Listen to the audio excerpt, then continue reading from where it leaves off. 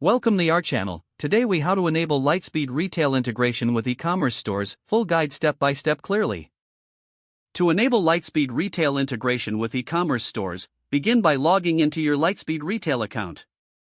Navigate to the Settings section from the main dashboard. Select Integrations from the options available. Locate the e-commerce platform you wish to integrate with.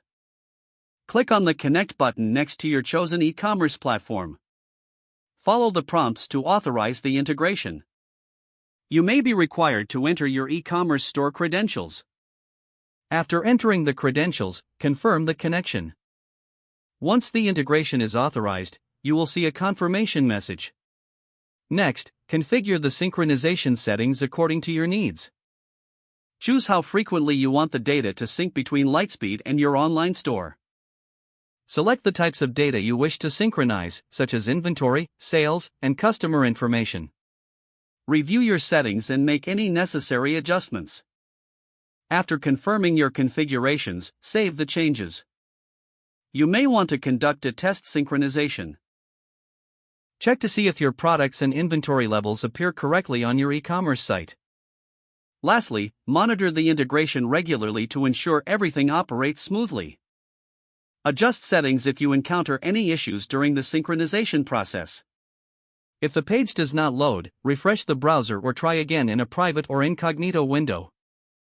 Make sure you are using the correct email address, then retype it carefully to avoid small typos. If your password is not accepted, use the reset option and create a new strong password you can remember. Check your spam folder for verification or security emails, then complete any requested confirmation steps. Enable two-factor authentication if available to improve account security and reduce unauthorized access risk.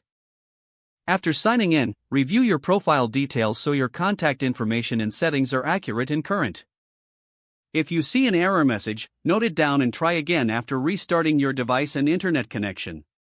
Log out when you finish, especially on shared devices, to keep your account and payment information secure.